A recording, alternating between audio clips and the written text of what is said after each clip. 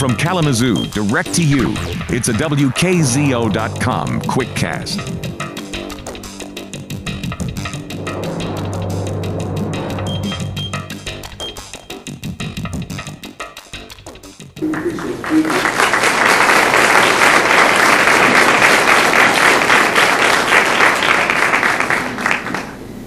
Thank you, Chairman Brown. Chairman Brown, members of the subcommittee, members of the community, it is a pleasure to welcome you to this special hearing in Kalamazoo, home of the Kalamazoo Promise. Mr. Chairman and committee members, a special thanks to you for your leadership in bringing government to the people. Many in our community feel strongly about the issue of stable, adequate funding for children in their schools who are not able to go to Lansing on short notice.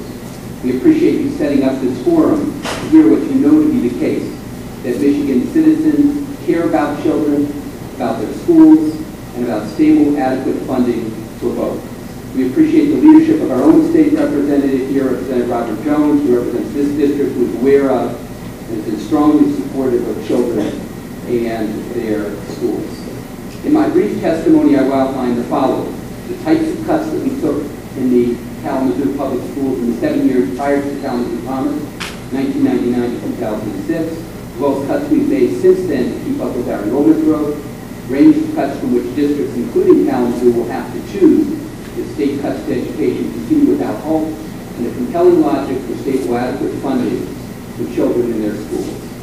We are fortunate in Kalamazoo to have the Kalamazoo Promise fully paid college tuition for eligible students upon graduation from high school. The Kalamazoo Promise has been largely responsible for increasing our enrollment 1,800 students in the last 4 years. While 80% of the districts in the state are declining in enrollment, our enrollment continues to grow. However, I want to be clear about the Kalamazoo Promise's inability to shield us from the harmful effects of cuts to the state's per pupil funding. Just as there is no umbrella that can fully protect one from rain in a monsoon, similarly there will be no shelter for any school district, including ours, in the storm of major state budget cuts. In the absence of inspired leadership from you and your colleagues, Mr. Chairman, children and schools are going to get soaked in the coming years. From 1999 to 2006, during the 7 school years before the Kalamazoo Promise, our school district cut $19.3 million in recurring costs. During that period, we cut the following sorts of positions: teachers, assistant principals, behavioral specialists, bus drivers, bus mechanics, central office administrators, central office clerical positions, custodial positions, facilities management administrators, hall monitor and security positions, hearing impaired interpreters, home support specialists, librarians, library clerks, maintenance positions, paraprofessionals, principals, psychologists, and transportation administrators. During the same time frame, we cut in the following program areas: academically talented, alternative education, art, music, and physical education, bilingual education, early childhood education, education for employment, instrumental music, magnet schools, and special education. At the same time, we reduced in the following categories of so-called non-personal services, that is to say, material supplies, equipment, and buildings. We cut in capital outlay, energy use, equipment replacement, legal services, staff development, supplies, technology, textbook adoptions, and vehicle replacements. Finally, we reduced in other areas as well. During this time, we closed 3 schools, increased health insurance co-payments and deductibles. We created a health insurance payroll deduction for many employee groups.